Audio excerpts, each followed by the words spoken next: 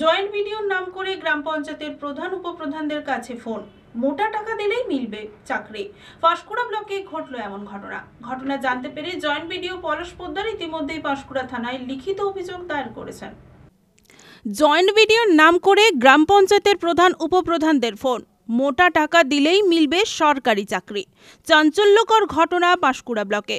শুরু হলো শাসক বিরোধী রাজনৈতিক দরজা। পাঁশকুড়া ব্লকের জয়েন্ট ভিডিও পলাশ পোদ্দার ইতিমধ্যেই পাঁশকুড়া থানায় একটি অভিযোগও দায়ের করেছেন। অভিযোগ যে পাঁশকুড়া ব্লকের গ্রাম পঞ্চায়েতের প্রধান উপপ্রধানদের কাছে জয়েন্ট ভিডিও পলাশ পোদ্দার নামে ফোন করে কেউ বা কারা আমাকে 19 তারিখ দুপুর বেলাতে একটা অজানা নম্বর থেকে ফোন করে আমাকে বললো যে জয়েন্ট ভিডিও সাহেব ফোন করছি। মানে জয়েন্ট ভিডিও সাহেব আপনার নাম কি? না বলে পলাশ পোদ্দার। আমি বলি আপনার গলা তো এটা নয়। না বলে হ্যাঁ আমি পলাশ পোদ্দার, আমার গলা এটা। আমি বলি কিসের জন্য ফোন করেছেন স্যার বলুন তাহলে আপনি। না বলে আপনাকে দুটো চাকরি দেওয়া হবে, বলে প্রধান সাহেবের জন্য একটা আর একটা উপপ্রধানের জন্য। বলে আপনি দুটো নেবেন না একটা নেবেন? আমি বলি চাকরি দিবে, সরকার চাকরি দিবে, কিন্তু আপনারা তো আমাকে যদি বলে থাকে তাহলে আমার হচ্ছে সহসভাপতি কিংবা সভাপতি রয়েছে, আমাকে বলবেন। কিন্তু আপনারা কেন বলছেন? বলেন না এটা আপনাদের প্রাপ্ত, এটা আপনাদেরকে দিতে হবে। 69,000 টাকা নিয়ে আপনি এক্ষুনি আসুন, আমি ডিএম অফিসে যাব, ডিএম অফিসের মাধ্যমেই আপনাদেরকে টাকা দেওয়া হবে। আমি সঙ্গে সঙ্গে আমাদের একটা পূর্ত সঞ্চালক আছে সৌমেন দাস, ওনাকে ফোন করলাম। কোথায় গেছেন স্যার? উনি আমাকে বললো যে আমি ফজক প্রাথমিক বিদ্যালয়ে আছি। আমি আপনি আসুন দেখি, একটা অজানা নম্বর থেকে আমাকে ফোন করছে, এবং বলছি আমি জয়েন্ট ভিডিও পলাশ পোদ্দার বলছি, কিন্তু ওনার গলা তো নয়। না বলে আচ্ছা ঠিক আছে আমি এখনই যাচ্ছি, আমার ফোন চালু আছে। উনি 2 মিনিটের মধ্যে আমার কাছে এলো। আমি ওনাকে ফোন দিলাম, উনি ফোনে তো কথা বললেননি, উনি ফোনটা শুধু কানে রেখেছে।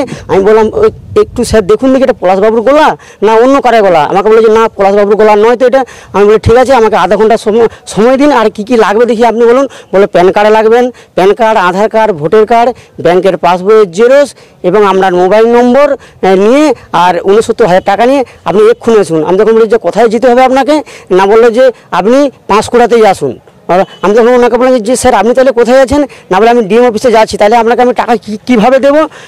না বলে আমি টাকা আমার আধিকারিক আছে, আপনার কাছ থেকে টাকা নিয়ে নেবে। আমি বলি আচ্ছা ঠিক আছে স্যার, আপনার সঙ্গে আমি আধা ঘন্টা পরে কথা বলছি। সঙ্গে সঙ্গে পলাশবাবুকে ফোন করলাম।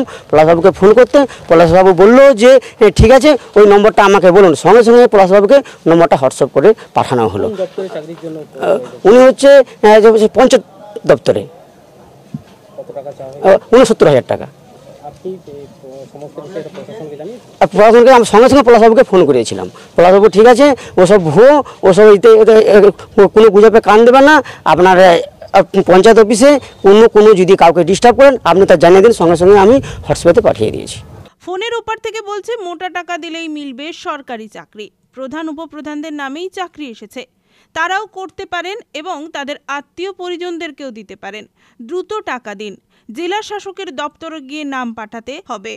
বিষয়টা বলতে একদিন দুপুরে আমি শুয়েছিলাম, তখন ফোনটা আসে। হঠাৎ ফোনটা ধরাতে উনি বললেন যে আমাকে চিনতে পেরেছেন? আমি বলছি কে বলুন তো, ঘুমের এতে ছিলাম তো ওই জন্য বুঝতে পারিনি। বলছে আমি জয়েন্ট স্যার বলছি, আর অন্য নাম্বার থেকে কল করছি, কারণ সেই নাম্বারটা আমার কল রেকর্ডিং হয় বলে আমি আমার পার্সোনাল নাম্বার থেকে আপনাকে কল করছি। আর জিপিতে আর জিপি লেভেল আর ব্লক লেভেলে দুটো কাজ আছে, আর মাধ্যমিক আর উচ্চ মাধ্যমিক পরীক্ষার্থী মানে পাস করা, এবং ওনাদের বেতনও বলে দিল যে 22,000 আর 23,000। তখন বললো যদি আপনার কোনো পরিচিত থাকে তাহলে তার অ্যাডমিট মার্কশিট সমস্ত ডকুমেন্টস যেন আমাকে এই নাম্বারে হোয়াটসঅ্যাপ করা হয়। এবার যেহেতু আমি গলাটা ঠিকঠাক চিনতে পারছি নি, তখন বললাম যে স্যার আমি তো এই মুহূর্তে আপনাকে কোনো ডকুমেন্টস দিতে পারছি না, আর আমার স্বামী বাড়িতে নেই, উনি আসুন, এলে তাহলে তার সঙ্গে কথা বলে আপনাকে আমি জানাচ্ছি। বললো কতক্ষণ পর? আমি বললাম হ্যাঁ 2 ঘন্টা অন্তত আমাকে টাইম দিতে হবে, কারণ বাড়িতে তো নেই। তখন বলল আচ্ছা ঠিক আছে, যে আমি সাহেবের সঙ্গে সব কথাবার্তা বলে রাখছি, আপনার পাস করানোর কোনো অসুবিধা হবে না।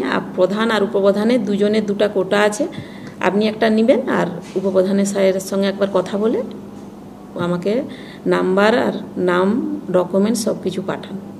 যদিও গ্রাম পঞ্চায়েত প্রধানরা ভিডিওর দ্বারস্থ হয়, তারপরে বিষয়টা জানতে পেরে জয়েন্ট ভিডিও পলাশ পোদ্দার পাঁশকুড়া থানাতে লিখিত অভিযোগ জানায়। তবে সমগ্র বিষয় নিয়ে শুরু হয়েছে শাসক বিরোধী রাজনৈতিক তরজা। আমাদের পাঁশকুড়া ব্লকের একাধিক প্রধান এবং উপপ্রধানকে জয়েন্ট ভিডিও পলাশ পোদ্দারের নাম করে 8910324808 এই নাম্বার থেকে ফোন করে প্রধান উপপ্রধানদেরকে চাকরির কথা বলছে এবং বিভিন্নভাবে প্রলোভনের কথা বলছে। আমরা ইতিমধ্যে পাঁশকুড়া থানায় অভিযোগ করেছেন। আপনাদের মাধ্যমে পাঁশকুড়ার সাধারণ নাগরিককে বলবো, এর আগে যখন আবাস যোজনায় বাড়ির লিস্টের নাম বেড়ায় তখন কিছু অসাধু ব্যক্তি এইভাবে আবাস যোজনার বাড়ি পাই দেবে বলে, যার আবাস যোজনার লিস্টের নাম নেই তাকেও বাড়ি দেবে বলে, যার পাকা বাড়ি আছে তাকেও ফোন করে টাকা চেয়েছে, কিছু মানুষ প্রলোভনে পা দিয়েছে।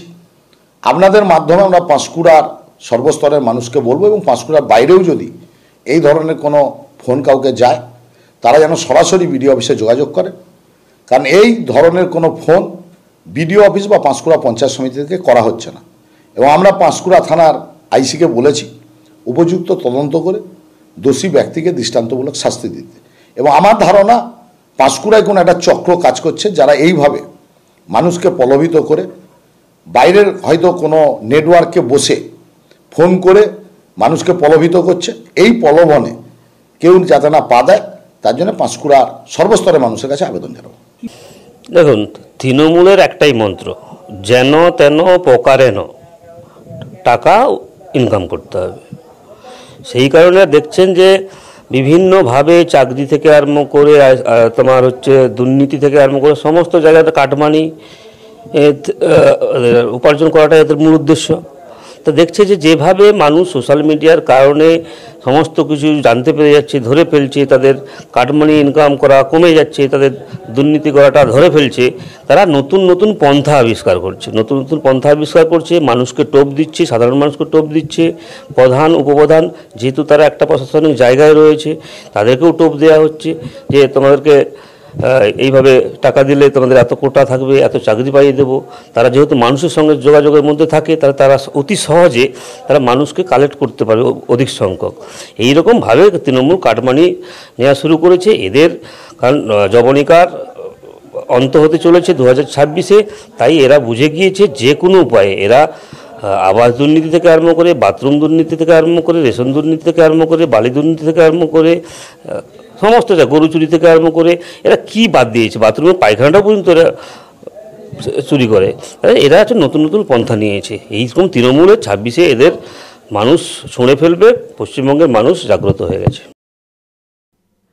ব্যুরো রিপোর্ট, খবর BCBS।